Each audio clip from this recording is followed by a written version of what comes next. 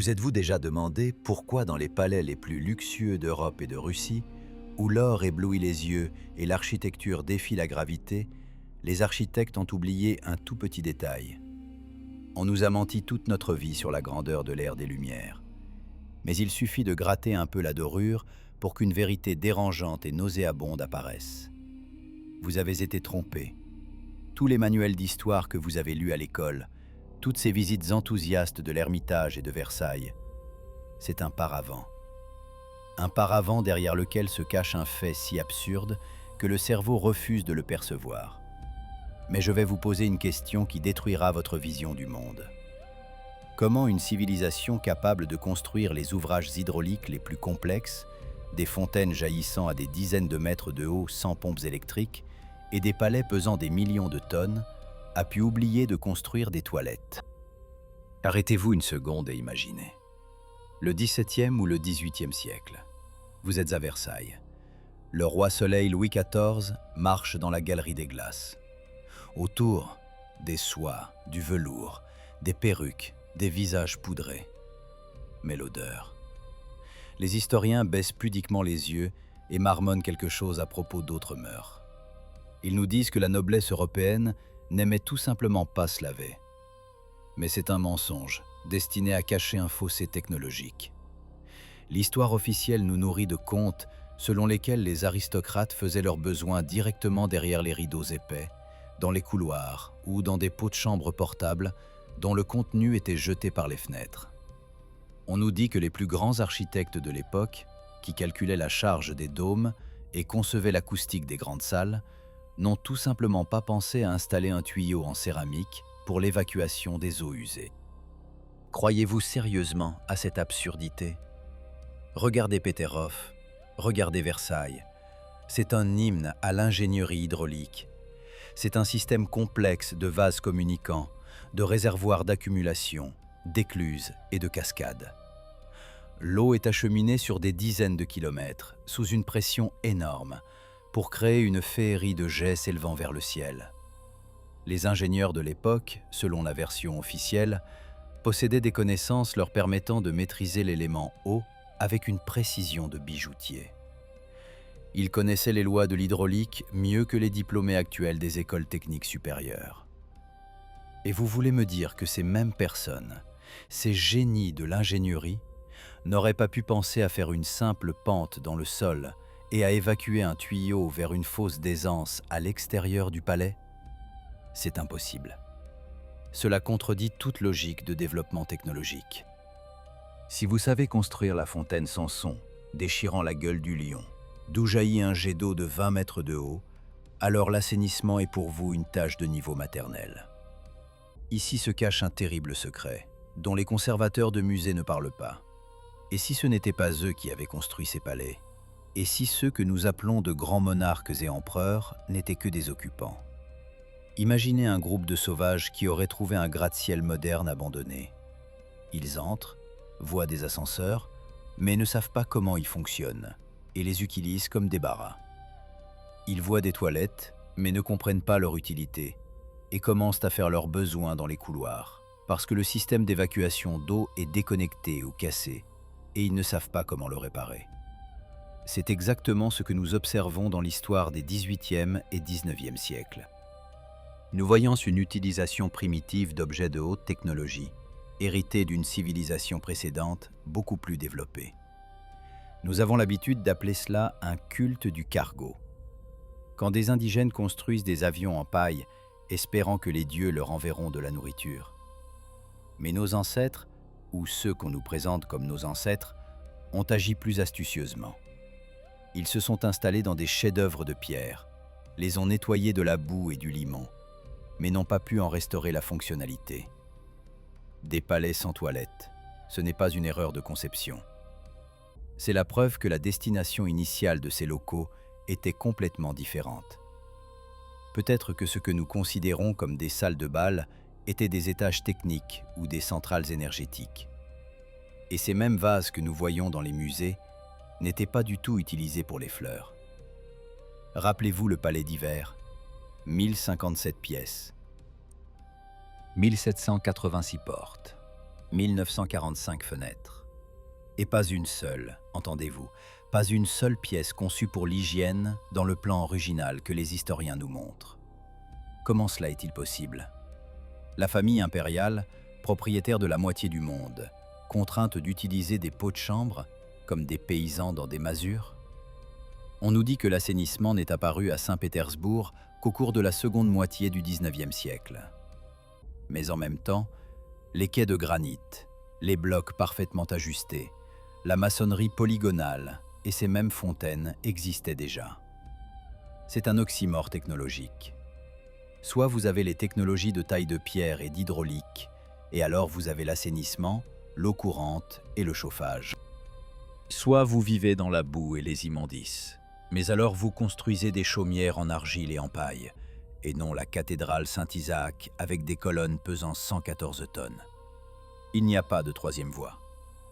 Les historiens tentent de concilier deux choses inconciliables, en nous racontant la grandeur de l'Empire et, simultanément, sa sauvagerie. Mais la vérité est que nous ne faisons que parasiter sur les ruines de géants. Pensez au mot « culture ». Il implique la cultivation, le développement. Or, ce qui se passait dans les palais d'Europe, c'était une dégradation. L'odeur du parfum, que les Français ont inventé, ne servait pas à la séduction, mais à masquer l'odeur nauséabonde des corps non lavés et des excréments qui avaient imprégné les rideaux de velours. Les rois se lavaient 2 fois dans leur vie, à la naissance et avant leur mariage. Et cela nous est présenté comme une norme? Non, c'est le comportement de personnes qui ont perdu l'accès à l'eau. Dans les palais où les fontaines dépensent des milliers de mètres cubes d'eau par heure simplement pour la beauté, les gens n'avaient pas où se laver. Vous ressentez cette dissonance? L'eau est là pour le spectacle, pour la démonstration du pouvoir, mais elle n'est pas là pour les besoins fondamentaux. Cela ne signifie qu'une chose. Le système des fontaines fonctionnait de manière autonome, éternellement. Et les nouveaux maîtres de la vie ne pouvaient tout simplement pas rediriger ce flux vers les salles de bain, parce qu'ils avaient peur de casser ce qui n'avait pas été construit par eux. Ils sont arrivés dans des bâtiments déjà construits. Ils voyaient des tuyaux qui s'enfonçaient dans les murs, mais ils ne savaient pas où ils menaient. Ils voyaient des ouvertures que nous pourrions aujourd'hui prendre pour des ventilations ou des puits techniques. Et ils les bouchaient avec des briques parce qu'il y avait des courants d'air. Ils ont condamné des systèmes uniques de chauffage à air par des cheminées parce qu'ils ne savaient pas comment les faire fonctionner. Nous vivons dans un monde où l'histoire a été réécrite par les vainqueurs. Mais ces vainqueurs étaient des barbares qui avaient conquis Rome. Seulement, cette Rome était à l'échelle planétaire. Et la prochaine fois que vous regarderez la somptueuse façade d'un palais, souvenez-vous, derrière cette façade se cache le secret de personnes qui allaient aux toilettes derrière un rideau, parce qu'elles avaient oublié comment utiliser l'héritage des dieux. Mais ce n'est que le début. Si vous pensez que l'absence de toilettes est la chose la plus étrange, attendez que nous examinions comment ces fontaines fonctionnaient réellement et pourquoi sous chaque palais se trouvent des étages enterrés dont il vous est interdit de connaître l'existence. Êtes-vous prêt à découvrir ce que cachent les sous-sols de l'Ermitage? Plongeons-nous dans les détails techniques qui feraient dresser les cheveux sur la tête de n'importe quel ingénieur sensé. La science officielle affirme que le système de fontaine de Peterhof est une merveille d'ingénierie hydraulique du XVIIIe siècle, créée exclusivement par la force de la gravité. On nous dit que l'eau était puisée des hauteurs de Ropsha et qu'elle s'écoulait par gravité à travers des canaux et des tuyaux, afin de créer une pression capable de faire monter le jet de Samson à 21 mètres. Cela semble beau, jusqu'à ce que vous commenciez à calculer. Pour assurer le fonctionnement ininterrompu d'un tel complexe, il ne faut pas de simples fossés creusés par des serres à la pelle. Il faut un calcul parfait de la pente, au millimètre près par kilomètre. Une seule erreur, et l'eau soit stagnera, soit fera éclater les tuyaux dans les zones basses. Et là, nous nous trouvons face au premier artefact impossible, la qualité des tuyaux. Lors de la restauration d'anciens systèmes, on trouve souvent des fragments de canalisation dont la qualité de la fonte surpasse de nombreux équivalents modernes. Ce sont des tuyaux parfaitement lisses à l'intérieur, souvent avec des raccords que nous qualifierions aujourd'hui de brides, mais réalisés selon des technologies perdues pendant des siècles. Comment, dites-moi, une civilisation incapable d'établir la production de toilettes en faïence et d'évacuation d'eau usée dans un palais impérial coule des kilomètres de tuyaux en fonte à haute résistance, supportant une pression colossale? C'est comme trouver un moteur de Ferrari dans une charrette tirée par un cheval. Le contraste entre la technologie d'alimentation en eau des fontaines et l'absence totale de technologie d'évacuation des eaux usées des habitations, ce n'est pas qu'une bizarrerie. C'est la preuve que les fontaines et les palais n'ont pas été construits par les personnes qui y ont vécu par la suite. Maintenant, détournez votre regard des fontaines pour le porter sur les bâtiments eux-mêmes. Regardez les étages inférieurs du palais d'hiver, du château Michel ou de tout autre bâtiment ancien au centre de Moscou, Saint-Pétersbourg, Paris ou Rome. Qui voyez-vous? Des fenêtres qui affleurent sous l'asphalte. La moitié de la fenêtre donne sur la rue, l'autre moitié sous terre. Les historiens appellent cela la couche culturelle. On nous explique qu'en 200 ou 300 ans, les gens ont traîné tant de saleté sous leurs semelles et que les balayeurs nettoyaient si mal les rues que le niveau du sol s'est élevé de 3, voire de 5 mètres. Réfléchissez à cette absurdité. 3 mètres de saleté? C'est la hauteur d'une maison de plein pied.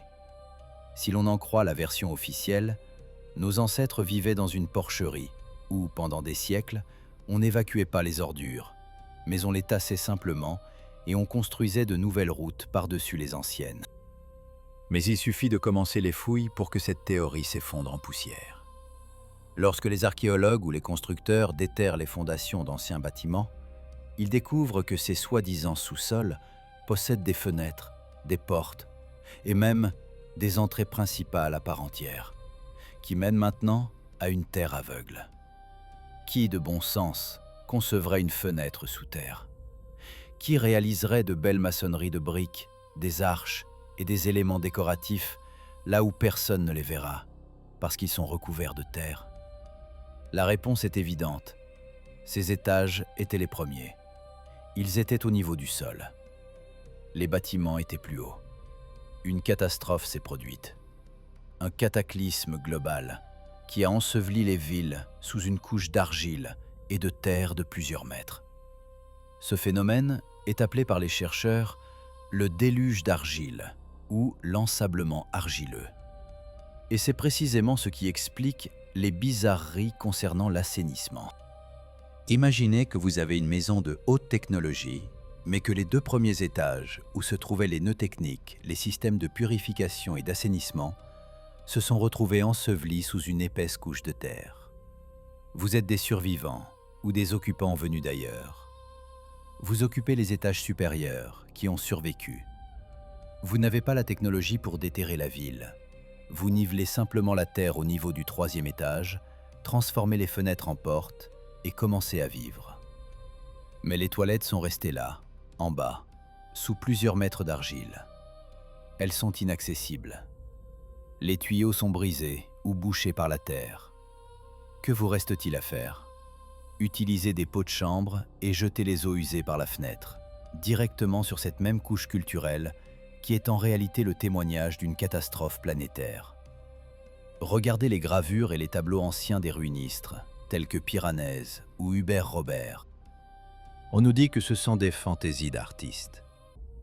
Mais pourquoi ces fantaisies sont-elles si photographiquement exactes? Sur celles-ci, nous voyons des bâtiments majestueux, mais détruits et envahis par la végétation, des arches ensevelies sous la terre, et de petits hommes qui s'affairent parmi les ruines gigantesques, les utilisant pour leurs besoins quotidiens. Ces gens font la soupe sur un feu de camp au milieu d'un immense temple, sèchent leur linge sur les vestiges de colonnes antiques. C'est nous. Nous sommes la civilisation qui est venue sur les cendres. Un autre fait qui hante les chercheurs, le chauffage. Jetez un œil à l'Ermitage ou à Versailles. D'immenses fenêtres, des plafonds très hauts, de 5 à 6 mètres, et de petites cheminées décoratives. Avez-vous déjà essayé de chauffer un hangar avec une bougie? Dans les conditions d'un hiver russe rigoureux, quand il fait moins 30 degrés dehors, ces cheminées ne sont qu'une moquerie.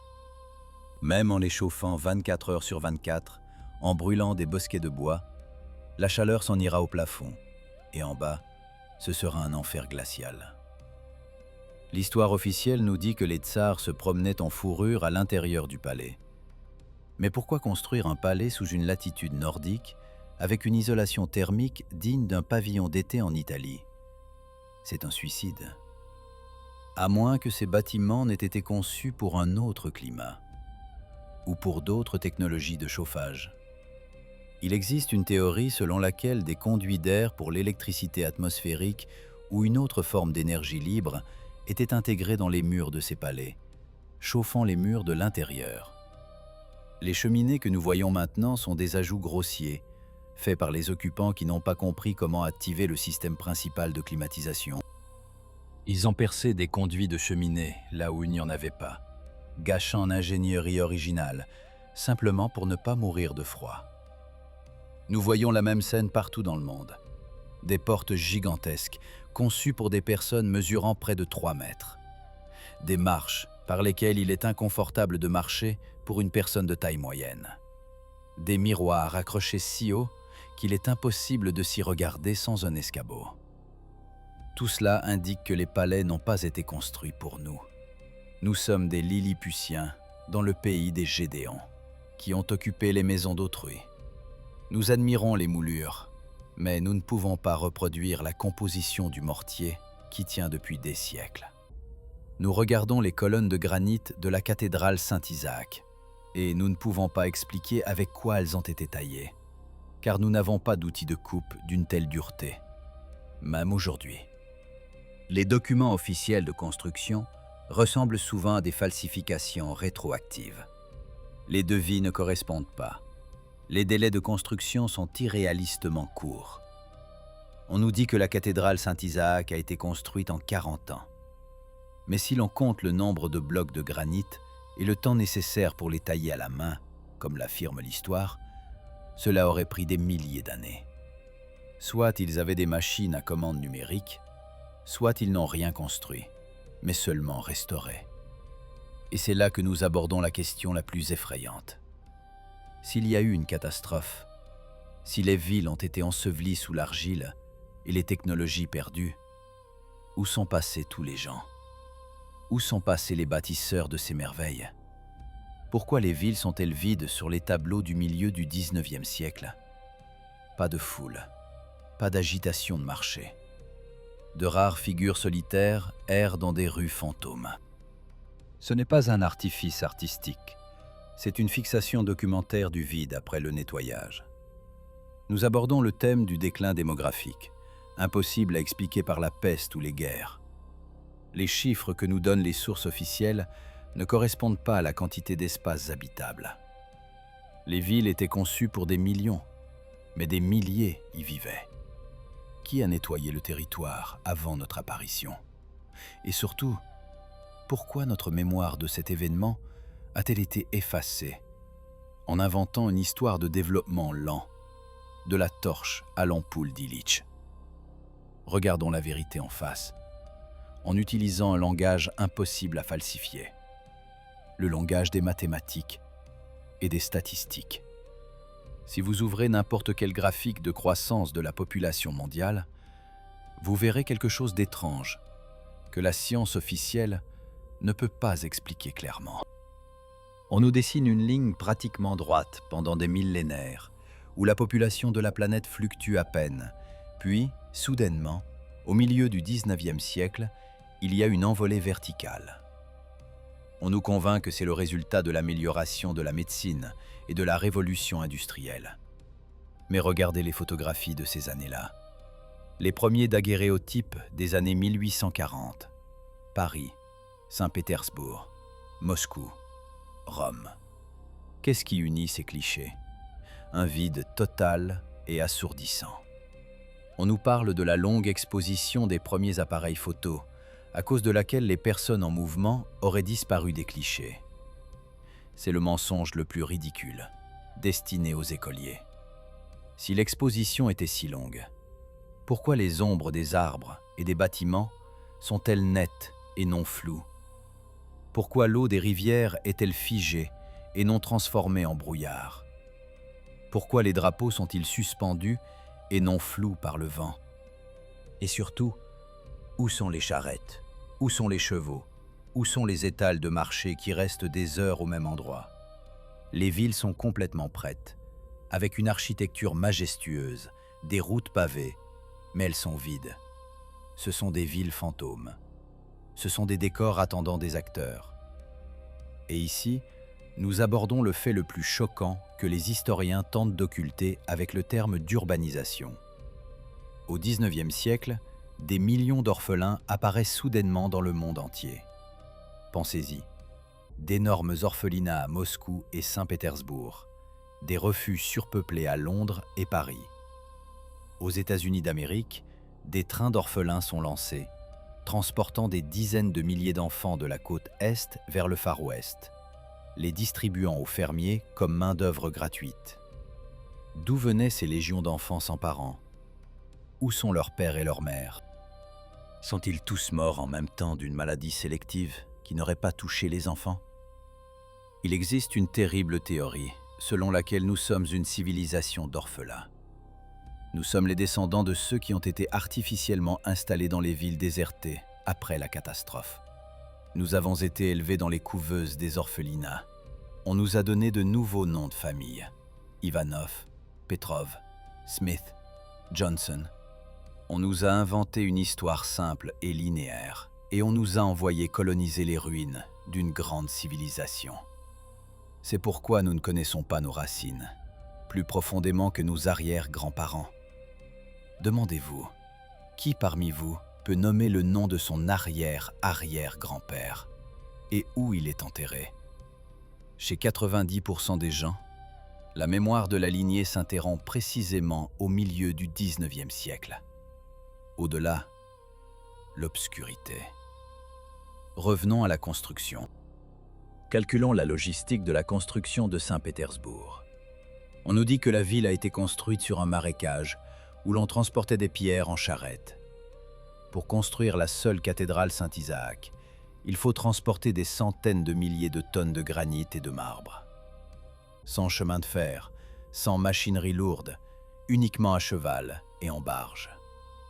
Si l'on calcule la quantité de fourrage nécessaire pour les chevaux, la quantité de nourriture pour les ouvriers et la capacité de charge des chemins de terre de l'époque, le système s'effondre.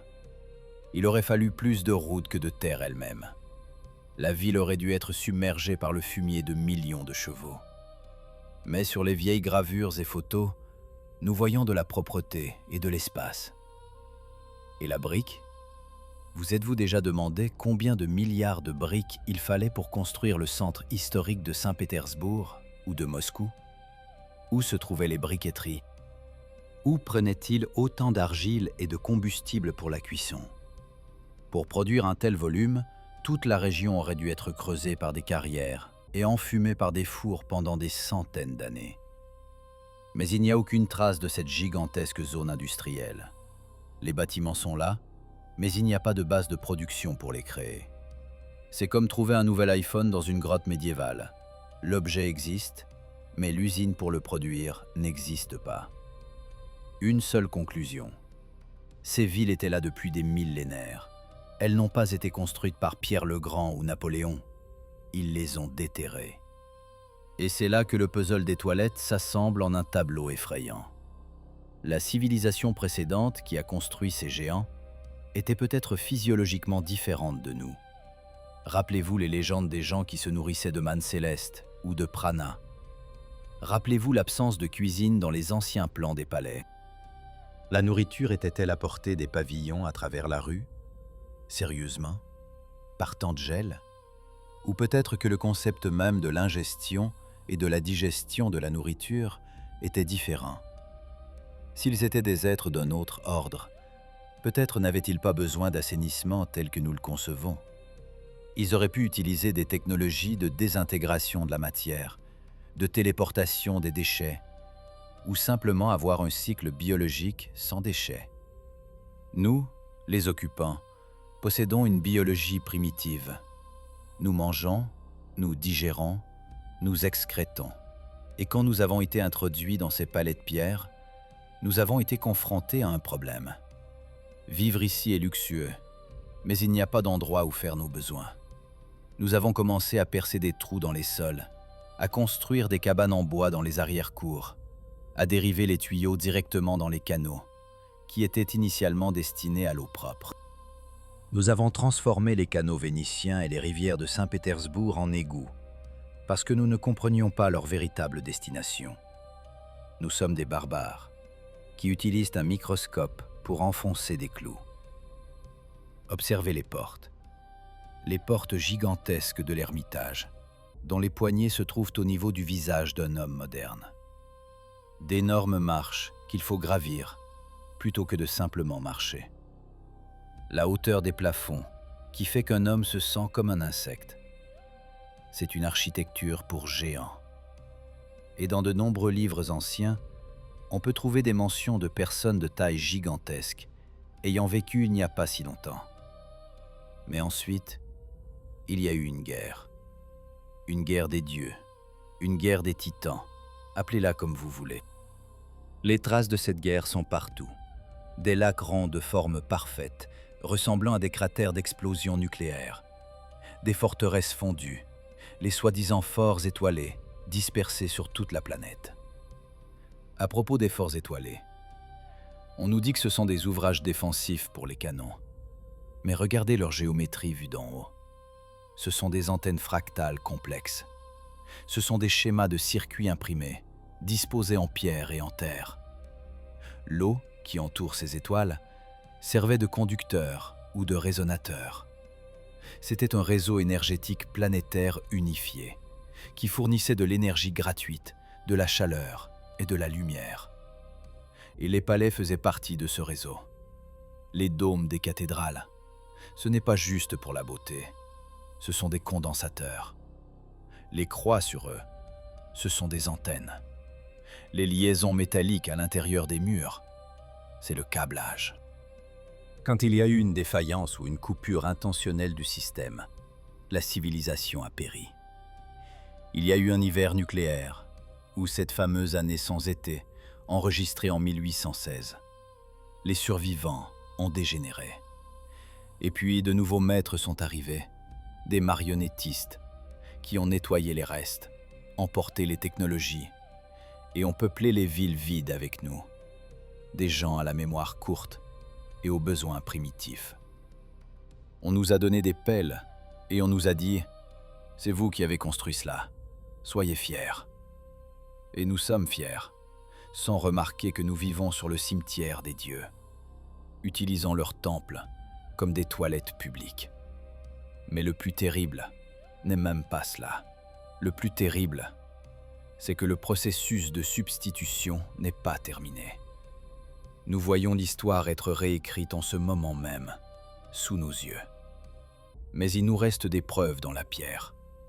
Il est impossible de falsifier des millions de tonnes de granit. Il est impossible de falsifier la maçonnerie polygonale à Kronstadt ou au Pérou. Les pierres crient que nous sommes des étrangers ici. Maintenant que nous avons compris que l'architecture ne correspond pas à nos besoins physiologiques et que la population a été remplacée, la question se pose, où sont passées les connaissances? Pourquoi ne trouvons-nous pas les plans de ces étonnants systèmes d'approvisionnement en eau sans pompe et de chauffage éthérique? La réponse est simple et terrible. Ils ont été brûlés. Le feu est la gomme la plus efficace entre les mains des falsificateurs de l'histoire. Rappelez-vous avec quelle régularité effrayante les villes brûlaient au XIXe siècle. L'incendie de Moscou de 1812, le grand incendie de Chicago, San Francisco, Boston. On nous dit « construction en bois, bougie tombée, accident ». Mais des villes construites en pierre et en briques ont brûlé de fond en comble, comme si elles avaient été arrosées de napalm depuis le ciel. La pierre ne brûle pas, mais sur les photographies de ces années-là, nous voyons comment les blocs de granit se sont désagrégés en sable. C'était un nettoyage. Ce n'étaient pas seulement des maisons qui étaient détruites, mais des preuves étaient anéanties. Les bibliothèques et les archives brûlaient avec une minutie particulière. Cela se produit depuis des siècles et continue à ce jour. La bibliothèque d'Alexandrie, la bibliothèque du Congrès des États-Unis, la bibliothèque de Lignon à Moscou. Chaque fois que quelqu'un s'approche trop près de la résolution de la chronologie réelle, ou trouve la documentation technique des dieux, un court-circuit se produit ou un incendie accidentel. Les registres de recensement, les plans, les cartes de l'ancien monde brûlent. On ne nous laisse que des manuels réécrits, dans lesquels on nous raconte que des paysans analphabètes munis de burins ont construit des chefs-d'œuvre que nous ne pouvons pas reproduire aujourd'hui avec des lasers et des grues. Mais le spectacle le plus cynique, ce sont les expositions universelles dites du 19e et du début du 20e siècle. Paris, Chicago, Saint-Louis. La version officielle stipule que pour ces expositions, en 1 ou 2 ans, on construisait des villes antiques gigantesques avec des dômes, des colonnades, des canaux artificiels et un éclairage électrique. Et après la fermeture de l'exposition, tout cela était démoli, parce que les bâtiments étaient soi-disant faits de staff, un mélange de plâtre et de paille. Croyez-vous à cela? Regardez les photographies de ces pavillons temporaires. Ce sont des constructions monumentales par leur qualité et leur complexité, surpassant le Capitole ou la basilique Saint-Pierre. La terrible vérité est que ces villes n'ont pas été construites spécialement pour les expositions. Elles étaient déterrées. C'étaient des quartiers préservés d'une ancienne civilisation. Elles étaient restaurées, montrées à un public émerveillé, comme des réalisations de l'ère industrielle ou des fantaisies architecturales, puis impitoyablement dynamitées et rasées sous prétexte de la fin de l'événement. Pourquoi? Parce que ces complexes étaient trop parfaits. Ils révélaient un niveau de technologie qui ne pouvait pas être expliqué par la machine à vapeur. Il y avait des trottoirs roulants, de l'électricité sans fil, une acoustique extrêmement complexe. Il était impossible de laisser cela. Les élites, qui avaient pris le pouvoir après la catastrophe, devaient effacer la mémoire de l'âge d'or, le transformant en une attraction de foire, puis le détruire physiquement. Elle craignait que les gens commencent à poser des questions. Si nous avons construit cela en plâtre en 1 an, pourquoi vivons-nous dans de sales boîtes en briques? C'est pourquoi les palais étaient dynamités, les débris jetés dans les plans d'eau, créant de nouveaux quais. Et l'histoire était réécrite. On nous a convaincus que nous progressons, de la torche à la LED. Mais en regardant ces chefs-d'œuvre détruits et ces palais sans toilettes, il devient clair. Nous nous dirigeons vers une spirale de dégradation. On nous a donné des smartphones pour nous distraire, mais on nous a retiré les technologies d'énergie libre et de longévité. On nous a donné un système d'assainissement central, dont nous sommes si fiers, mais on nous a retiré l'architecture éternelle et l'harmonie avec la nature. Nous vivons sur des cendres, que nous avons nous-mêmes contribué à créer par notre silence et notre foi aveugle dans le mensonge officiel. Nous sommes une génération amnésique, errant parmi les ruines, que nous considérons à tort comme nos réalisations.